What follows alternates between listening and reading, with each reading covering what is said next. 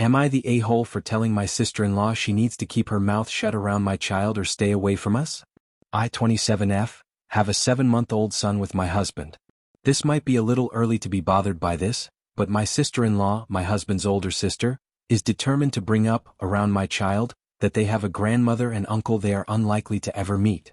Background asterisk. My mom had a son who was 21 years older than me. I saw him a few times when I was young and we were around my mom's extended family. She would try to introduce us and get us to interact.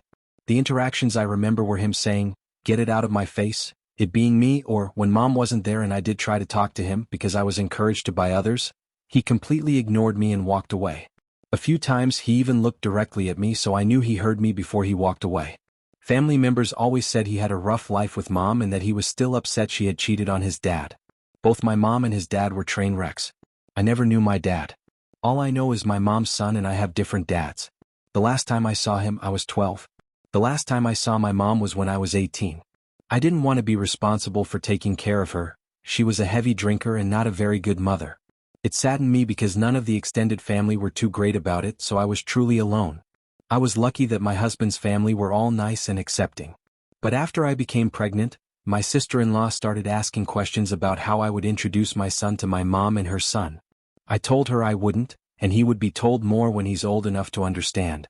She was like, "You have to at least try to introduce them," and I asked how I was supposed to put them in his life. Someone who has very clearly shown, even into his 30s, that he wanted nothing to do with me, and a woman who drinks so heavily her teenage child had to take care of her. My husband told her she needed to stop, and they fought about it on a couple of occasions. Then on Saturday we were at his parents' house for a lunch with family members nobody had seen in years. My sister-in-law came up to me while I was holding my son and started telling him that he has an uncle and grandma on my side that he needs to meet. She was directing it at my baby son.